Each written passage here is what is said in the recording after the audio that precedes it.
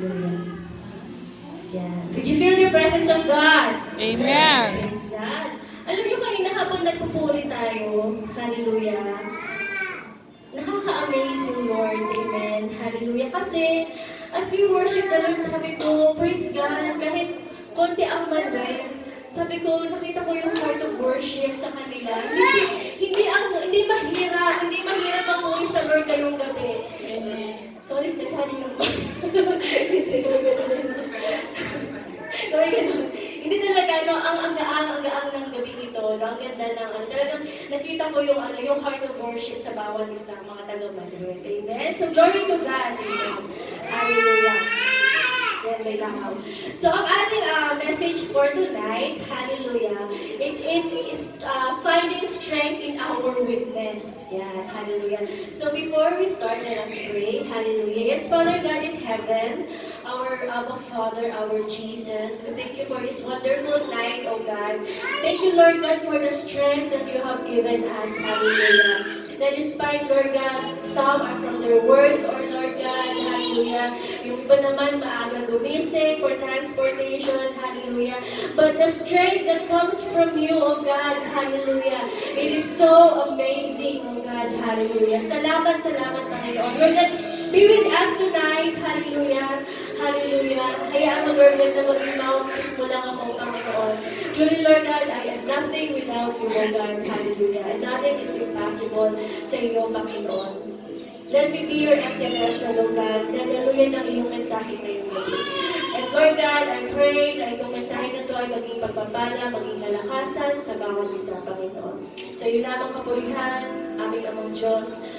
Glory be unto your name, our only Jesus, the living God. Amen and amen. So praise God. Hallelujah. Siguro kayo na umaga kaya medyo mabigat. Siyempre may mga pinagdadaanan ng mga tao na hindi na siguro na surrender. But tonight, no, kumbaga parang nagmamature na tayo as a Christian. Alam na natin i-set aside, no, yung mga hindi dapat dalhin sa presence ng Lord. Because truly, God will take care of it. Amen? So glory to God. Hallelujah. Our verse sa gabing ito actually is from 1 Chronicles 16:11.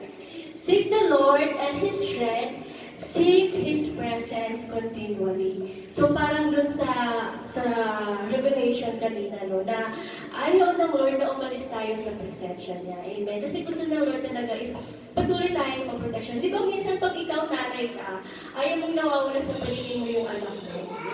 Amen. Kasi nababahala ka kung ano mangyari sa kanya. Baka pag wala siya sa tabi mo, hindi mo siya maproteksyonan. Di ba? Ganon. Hallelujah. So, seek the Lord and His strength. Bakit pa sinasabi ng Lord that we need to seek His strength? Hallelujah. Because we as a human, no, we have limitation and we have weaknesses. Unlike our Father God, talagang is full of strength, is full of power and authority. Amen. Hallelujah. So, our objective tonight, to turn our weakness to strength. Of course, not by our own might, nor by our own power, but by the Spirit that comes from the Lord. Amen. Hallelujah. For us to be aware and to gain the real strength that comes from the Lord. Because the Lord is our life and our salvation. Whom shall I fear? The Lord is the stronghold of my life. Whom shall I be afraid? Amen. Hallelujah. Kailangan aware tayo na ang strength natin hindi dapat nanggagaling sa atin. Amen. Hallelujah. Dapat yung strength natin, alam natin na ang dapat pagmulan nito ay ang ating Panginoong Jesus. Amen. Third is to use the strength for the glory of His name. Not for our own glory. Not to exalt our name, nor any flesh, but by the name of Jesus Christ. Amen. Hallelujah. Sabi nga, di ba, hallelujah, ang tawag dito, ang nabasa ko lang, ang weightlifting pala, kasi sikat na sikat si Hidilyn. Hidilyn ba? Yeah. Yan. Dahil sikat na sikat siya sa nangyaring weightlifting, no, gold medalist. So weightlifting pala, tatanungin ka nila, ilan ang kaya mong i-lift? No, wala palang specific na weight yun na i-lift nila. Ilan ang kaya mong i-lift? Yun. Parang isang umbrella lang yun. 5 kg pataas pa ng hagdan. No, ganun pala yun. Amen? Hallelujah. So ikaw, yan. Pag tinanong ka, ilan ang kaya mong i-lift? Parang ito lang kaya ko, kasi hanggang dito lang ako. Yan. So later, hallelujah, masasagot na natin yan.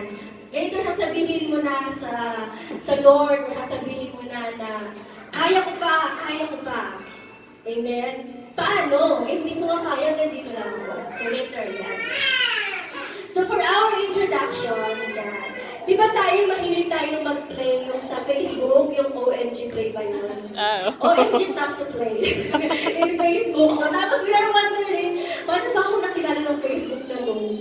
No, kasi talaga parang saktong-saktong ako to. No? Hallelujah. Minsan na sobrang sakto, hindi na pinapost. Amen. Hallelujah.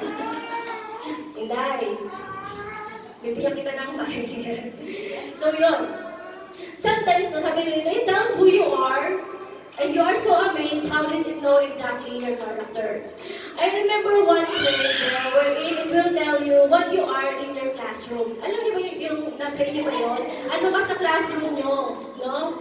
Kung ikaw ba ay presidente, vice president, secretary, PRO, muse, yan, ganyan, di ba? Tapos nag-recall tayo sa past natin. Ano nga ba ako noon? Ay, no, president ako kasi meron akong talagang leadership character. Authoritative ako, ganyan. O kaya minsan naman, ako PRO. Lagi akong PRO kasi ako laging noisy. Amen, hallelujah. Yung iba naman, treasurer lagi kasi mayaman. May pera, no? Hallelujah. Kayang magambag na malaki. Yung iba naman, news. Yan. Dinaan na lang sa ganda. Hallelujah, hallelujah. O yung iba naman, mga voters lang, no? Talaga tahimik lang, nandiyan lang. Amen, hallelujah. So, ganun mamili ang world. Based on our character, based on our strength. Ganun tayo, di ba, mamili ng mga leaders based sa kanilang, tawag ito, attainment sa buhay, no? Ano bang meron sila? Bakit ko siya nagboboto? May leadership character ba siya? Magaling ba siya mamuno? Meron na ba siyang may magandang plataforma? Ganyan tayo mamili, amen, ng ating ilulubong as a leader.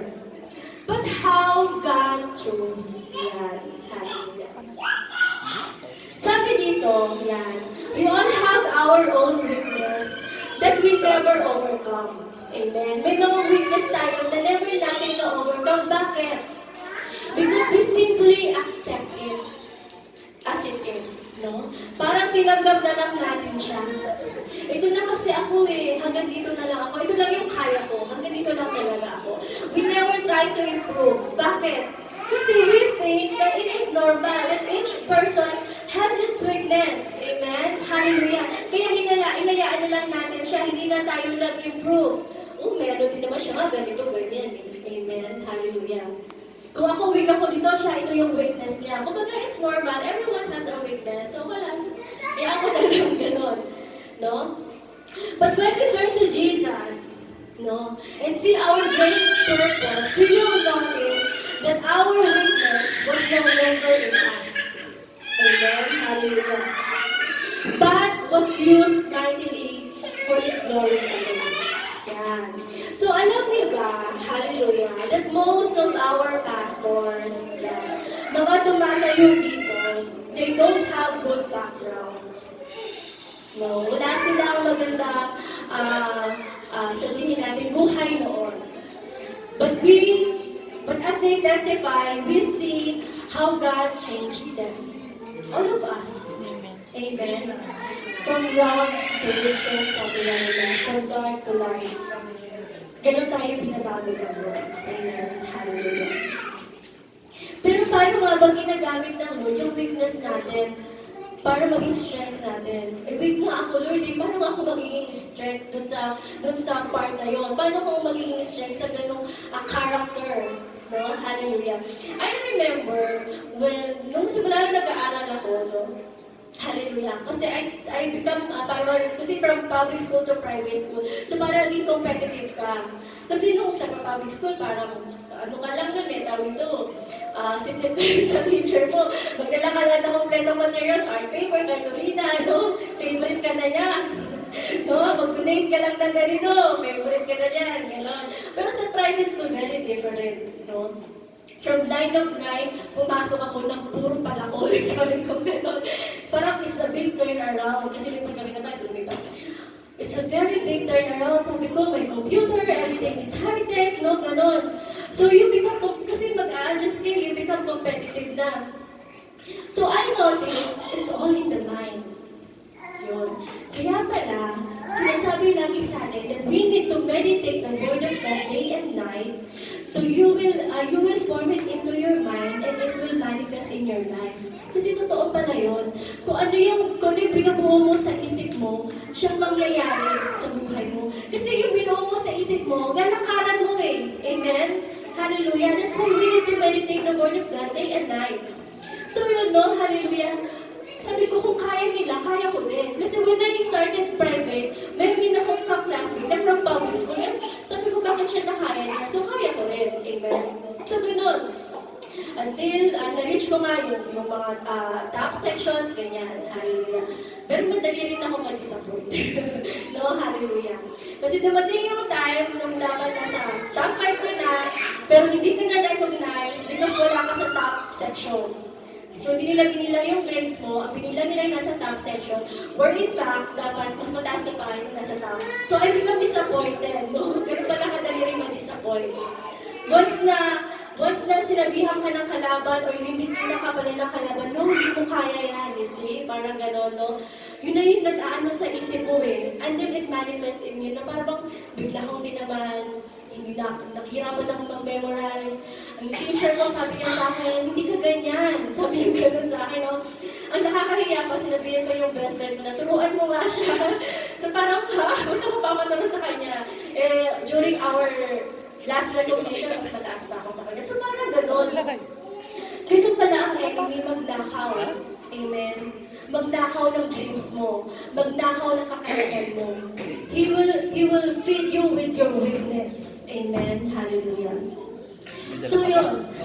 So when I started the nursing career, hallelujah, lagi kong sinasabi sa isip ko, magsusuot din ako niyan. Yan lang lagi sinasabi ko sa isip ko. When I see my seniors na naka-white sila, nakapang nursing uniform na talaga sa hospital, talaga sabi ko, I will wear that one someday, no? Kasi nga hindi ganun kalakas, kadali yung nursing career na kasi very competitive ang course noon. Hallelujah. So it's all in the mind. Amen. Hallelujah. And in 1 Corinthians 1:27, sabi dito, God selected the foolish things of the world to shame the wise. Yan. We are selected. Yan. Tingnan mo nga yung katabi mo. Foolish ba yun? Siyempre hindi. We are the chosen one. Amen. Hallelujah. Dapat gano'n. We are the chosen one. No? Dapat with proud, with power. I am the chosen one. No? I am the child of God. Yan. But God selected the foolish things of the world to shame the wise. Kaya pala, no, most of our preacher, pastor, no, talagang ma-amaze ka sa mga past nila kung paano sila binago ng Lord, no? Kung paano sila change, no, from glory to glory, from sabi niya, from addict, sa mga pariwarang buhay, tapos magiging preacher, no? Pastor Henrich pa lang sa Great Testimony, amen, hallelujah, kung paano siya binago ng Lord. Si Ate Julie, amen, hallelujah, every time she testify kung paano siya binago ng Lord. Amen, hallelujah. Bakit nga ba hindi yung mga wise? Bakit nga ba hindi na lang yung mga may pera? Amen. Para sana madaling i-expand yung kingdom ng Lord. Para sana hindi mahirap turuan. No? Yung mga wise na lang, yung mga may alam na lang. Bakit nga ba? Kasi, hallelujah, because they are wise and they have the money, amen, they will not glorify God. Amen. They will boast for themselves. Because of their strength. Because of my money. Because I am wise. Amen. Wala na si God. Wala na si Jesus. Nasaan siya sa story? Amen. That's why God chose the foolish to shame the wise, to reveal their ignorance. Kaya kung babasahin na natin ang Bible, ang hirap basahin ng Bible. Amen. If you are not in the presence of God at wala sa iyo yung Holy Spirit to guide you, yung gusto mo na siyang basahin, because siguro may mga iba dyan na nagbabasa, nag-aaral ng Bible na sige nga, tingnan mo kung ano ang sinasabi ng Lord. No? They take pride. No? Akala nila ganun lang nila malalaman. But no, God's word is hidden for those, hallelujah, who humble down themselves. Amen. Hallelujah. Tinatago ng Lord ang salita niya para lang to sa mga patuloy na nag-humble down sa Kanya. Sila lang yung makakaintindi, sila lang yung makakaunawa. Not the wise. Amen. Because the wise, they will think the word of the Lord is so foolish. Amen. Kasi sabihin na kaya ko yan eh. Kaya kong gawin yan. Amen. Hallelujah. Science. Number one na talagang sabihin natin, may pagka-contradict, hallelujah, sa ginagawa sa Bible. Miracles sa Bible. Amen. Hallelujah. Sabi dito, and God has selected, for His purpose, pinili tayo ng Lord for the purpose of God, hallelujah, the weak things of the world to shame the things which are strong.